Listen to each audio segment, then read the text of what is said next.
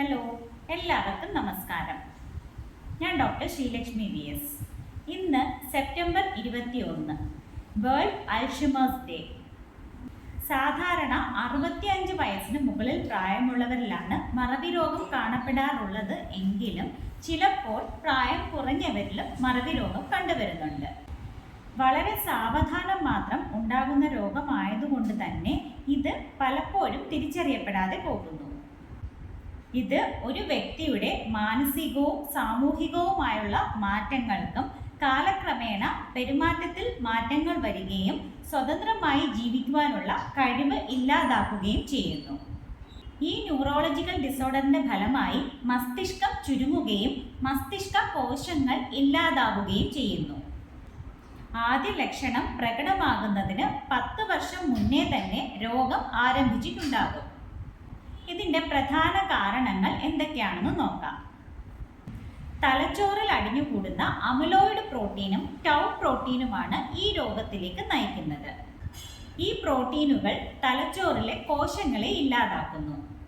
അതുപോലെ ജനിതക കാരണങ്ങൾ, തലച്ചോറിലേക്കുള്ള രക്തക്കുഴലിന് വരുന്ന ഡാമേജുകൾ, stroke, uncontrolled diabetes, blood pressure, അമിതവണ്ണം, ഡിപ്രഷൻ, വ്യായാമമില്ലാത്ത അവസ്ഥ, അധികമായുള്ള പുകവലി തുടങ്ങിയവയും ഈ രോഗത്തിന് കാരണമാകുന്നു.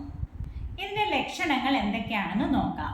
ദൈനംദിന ജീവിതത്തെ ബാധിക്കുന്ന രീതിയിലുള്ള ഓർമ്മക്കുറവ്, പരിചയമുള്ള കാര്യങ്ങൾ ചെയ്യാൻ കഴിയാത്ത അവസ്ഥ, എഴുതാനും വായിക്കാനും സംസാരിക്കുവാനുമുള്ള ബുദ്ധിമുട്ട്, സമയവും സ്ഥലവും സംബന്ധിച്ച ആശയക്കുഴപ്പം, വസ്തുക്കൾ സ്ഥലം മാറി വയ്ക്കുക, സുഹൃത്തുക്കളെയും ബന്ധുക്കളെയും തിരിച്ചറിയാൻ കഴിയാത്ത അവസ്ഥ, ജോലിയിൽ നിന്നും സാമൂഹിക പ്രവർത്തനങ്ങളിൽ നിന്നുമുള്ള ഒഴിഞ്ഞുമാറൽ, വ്യക്തിത്വത്തിൽ മാറ്റങ്ങൾ സംഭവിക്കുക, പെട്ടെന്നുള്ള ദേഷ്യം തുടങ്ങിയവയും രോഗം മൂർച്ഛിക്കുന്ന അവസ്ഥയിൽ അലഞ്ഞു തിരിഞ്ഞ് നടക്കുക, പറമ്പിലുള്ള ചപ്പുചവറുകൾ വാരുക, ആഹാരം വിഴുങ്ങുവാനുള്ള ബുദ്ധിമുട്ട്, അറിയാതെ മലമൂത്ര വിസർജനം ചെയ്യുക, വളരെ മോശം വാക്കുകൾ ഉപയോഗിക്കുക തുടങ്ങിയ അസാധാരണ പ്രവൃത്തികളും കണ്ടുവരുന്നുണ്ട്.